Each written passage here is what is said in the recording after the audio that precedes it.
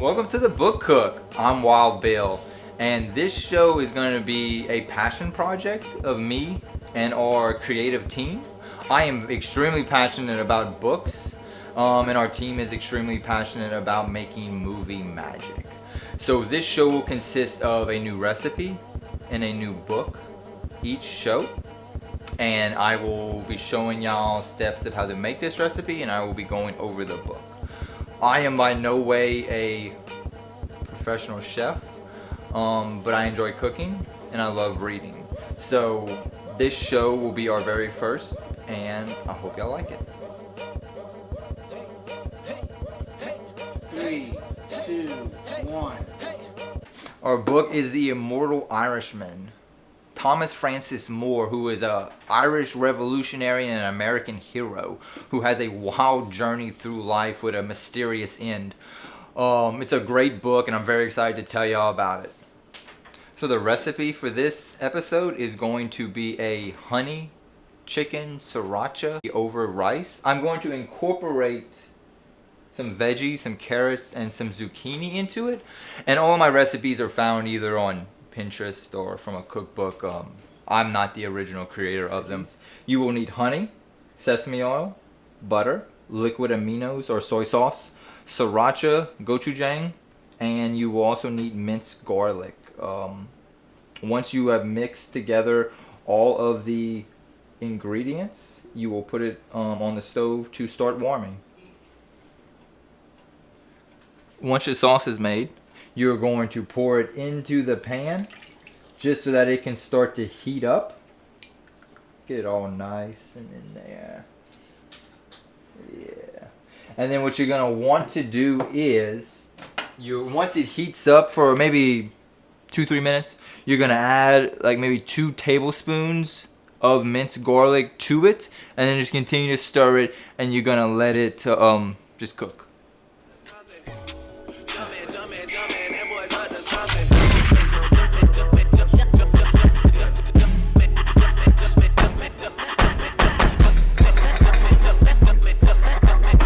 So for The Immortal Irishman, the way I read it is that it could really be broken up into 3 different parts of Thomas Francis Moore's life.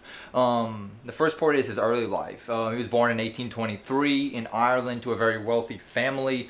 He had a great education. He could speak 5 different languages, and he was a great orator. And he wanted desperately, as he was growing up for the Irish, he wanted a freed Ireland. Because at this time, Ireland was controlled by the British, and the British were very oppressive. But he sees it as coming about through a very a violent way, a revolution, if you will. He was inspired by the American Revolution, George Washington, the Sons of Liberty, the Continental Army, and the way they freed themselves from Britain. So he is going to pursue that line of work, whereas Thomas Francis Moore's dad also wants a freed Ireland, but he sees it through diplomatic ways, peaceful ways. So him and his dad split vastly in how Ireland should be freed. And unfortunately for Thomas Francis Moore, as his fame grows, as more people rally around him, and he grows this revolutionary fervor in Ireland, it will ultimately fail for him. Like so many revolutionary attempts in Ireland do, and he's actually sent off to a penal colony in Tasmania for the rest of his life. Now that the sauce has cooked down, we're going to add our veggies to it. Breasts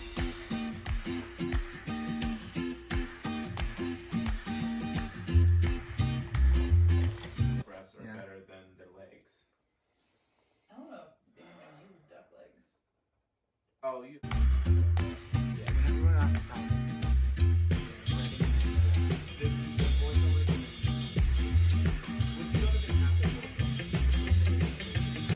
So what we're doing next is we're preparing the dish to be fried in the pan. So I'm heating the pan, I'm adding the oil. And then kitchen safety is very important. So I'm gonna pop this off real quick.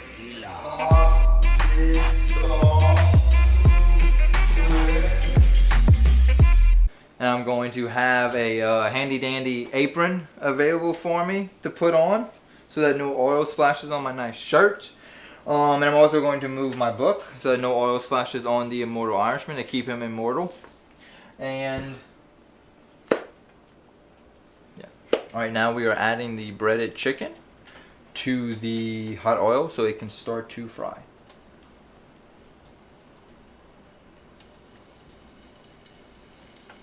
And it's important not to crowd the pan so that the chicken can cook better.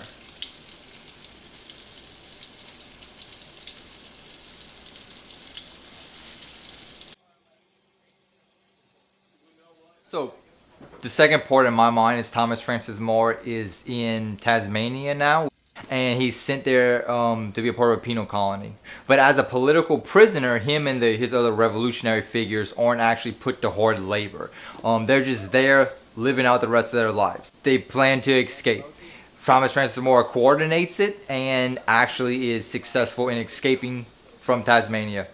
The third part of the Immortal Irishman in my mind is when Thomas Francis Moore pops up in America and he's welcomed as a hero.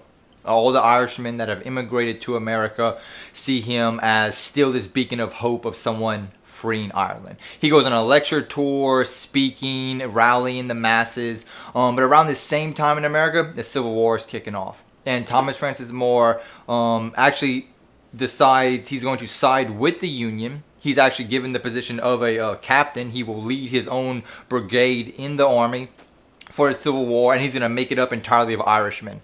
And he is going to fight for two reasons. One, he's an abolitionist, so he does not believe in slavery. And two, perfect opportunity for the Irish to learn military tactics, military strategy, and to practice for the eventual war, hopefully to overthrow the British. So this is a great opportunity for the Irish to have practice.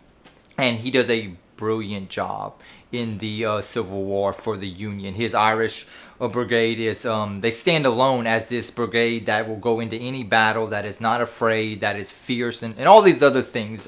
He gains a ton of notoriety. After the Civil War ends, Thomas Francis Moore still, he still can't go to Ireland. He's still, the works of having this rebellion are still in the process. So he needs something to do, and he actually will take his career to Montana, to the American West, where he will become the governor of Montana. And his new plan is to form a new Ireland. Before any of that can happen, he vanishes. He dies, but no one is quite sure, and it's a mystery of sorts. That is just a little bit of the wild ride that is the Immortal Irishman.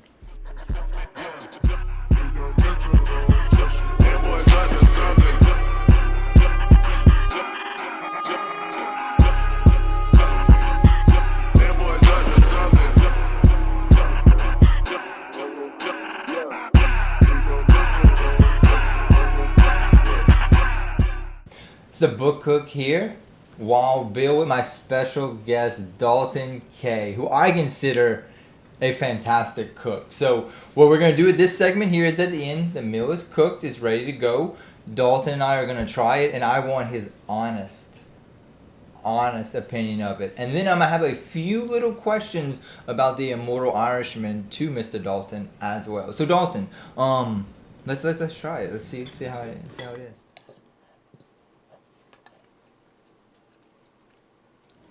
So chicken, it's really nice. Mm-hmm. Got a little bit of kick there. Whew. I like that. I'm a spicy kind of boy.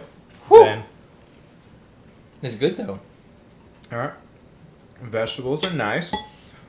I would say maybe is it zucchini? It is zucchini. Zucchini probably could have been cooked a little less. You think?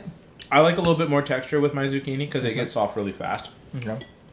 Carrots are wonderful. Had a little bite to it. What about that rice? Well,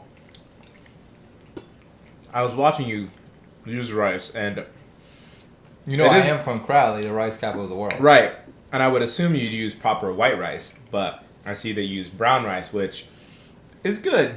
But I mean, I prefer a nice white sticky rice. Okay.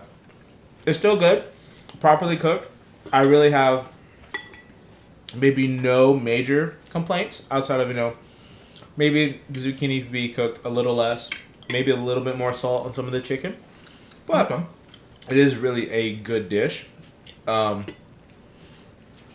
really do enjoy how you fry the chicken. It's like a nice thin breading, so you have a little crispy, a little soft. I'm a big fan of that. Great. So all in all, I would probably give it a nice solid like A minus. Perfect, Dalton. And that means a lot coming from you, who I consider a very, very good chef.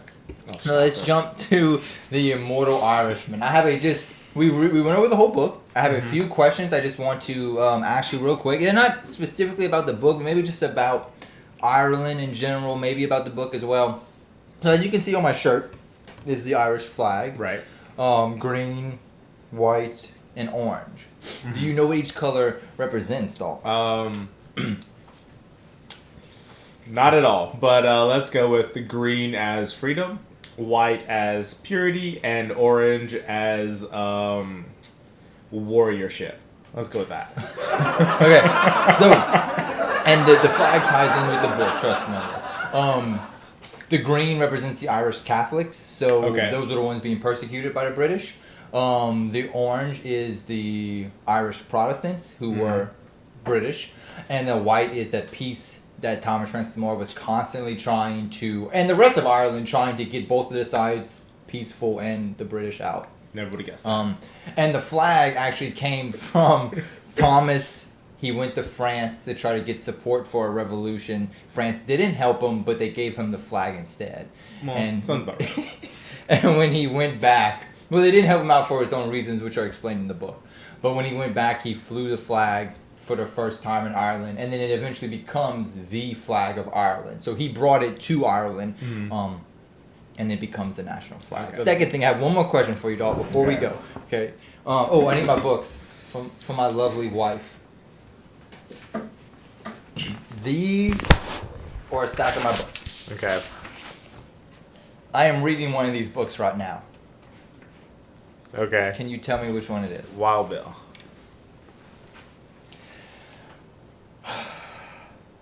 No. Okay. You will have to tune in next time to find out which book I'm reading. All right. But it is not Wild Bill.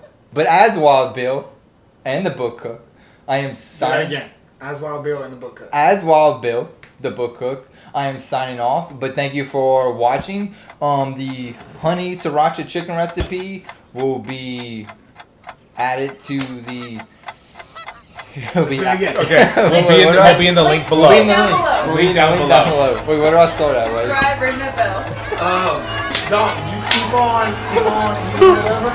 Subscribe, ring that bell. This has been the book cook. Wait, what? Trying to say the recipe. So go back. This is Wild Bill. Down below. Down below. So this is Wild Bill, the book cook. The honey sriracha chicken recipe will be in the link down below. Please comment. Let me know if y'all made it, if you liked it, if you read The Immortal Irishman, how you liked it. Did you find out what him and Albert Einstein had in common? Thank you for watching. I'm the book cook. Goodbye. Make sure to like, subscribe, and ring that bell.